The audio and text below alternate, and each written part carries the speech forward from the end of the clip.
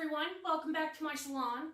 This week's challenge sponsor is Ugly Duckling, and they have challenged us to create a set of 5 nails based on our favorite nursery rhyme. I did Sing a Song of Sixpence. Let's take a look at how I made these.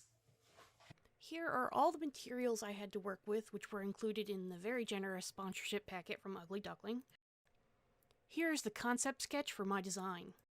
Full nursery rhyme lyrics in the description box below. On the nail set, I'm going to have blackbirds escaping from a pie, a king counting his money, a queen eating bread and honey, and a maid in the garden hanging up clothes. I buffed and base coated some pre-made tips to save time. The thumb is painted with gel polish 157, and the other nails with gel polish number 120 and 122. These 3 nails are going to be a castle with a window, so we're going to add visual interest to the sky by adding a gel polish 155 and an ombre. Use smelted in clear and gel polish in 44 to make clouds. Mix a dark gray and outline the stonework, making sure to line up the stones across all the nails. I prefer stonework with a natural variegated look, so after I finish putting in the outline, I will mix colors and fill in random blocks. Stipple a thin dark gray color and then a light gray color over all of the blocks, and it'll bring it together and make it look cohesive. The king and queen figures are sculpted very similarly. Wrap nail form paper around the nail, and then use velveteen acrygel to sculpt out the figures. Sculpt the background details first, and then move your way forward. Here is the sculpted king. I really love the desaturated palette of the gel polishes that were in the sponsor package, so I tried to stick with those as much as possible.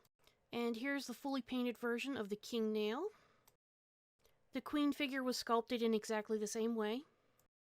She also has a similar color scheme, except for her brown hair and her rose-colored dress. The queen does love her bread and honey, so I have sculpted and painted a honey dipper at the base here, and now I'm taking premium sculpting gel in natural and clear and the yellow 004 gel polish and creating a clear honey jar by curing it in several layers. And here's the final queen nail. It's easier to sculpt by building up layers, so you always want to start with the background element first. And for the maid, she has a clothesline in the background, so we start with that first. But it also overhangs the sides of the nails, so we have to sculpt this element flat. Then it can be placed on the nail form paper and built up just like the king and queen. Here's the final sculpt on the maid figure. The maid is a blonde, which matches the gold color scheme on the other 2, and she gets a mint green dress with some dark purple shadows. And here's the final paint job for the maid. Spoiler, I think that blackbird just took her nose. We start the blackbirds in a pie nail by painting on some wood grain. A well-saturated brush will help you to get defined lines. Here's the final painted nail. Moving on to the pie itself, I sketch out my shape on some nail form paper and cover it with a thin layer of the velveteen acrygel to make the base of the pie. Make the sides of the pie out of gel polish. Paint 2 coats of color in a long rectangle and then layer a no-wipe top coat. After curing, trim the edges straight with scissors. Add acrygel along the edge of the base and then press the gel polish strip into it and cure. To make the top wider than the base, cut slits into both ends of the pie. Then add a layer of acrygel to the inside, reinforcing the sides of the pie and also spreading the slits apart. Reinforce the outside as well, and then file away any sharp spots. For a lumpy bumpy pie top, fill up the base with BBs, covering cling film and a layer of premium sculpting gel and clear. Fill out the top and then magnetize the top and bottom of the pie. Sculpt some blackbird pie escapees. And here is the final pie paint job. Like the side of the pie, make another long rectangle of gel polish. So we want birds to actually pop out of this pie.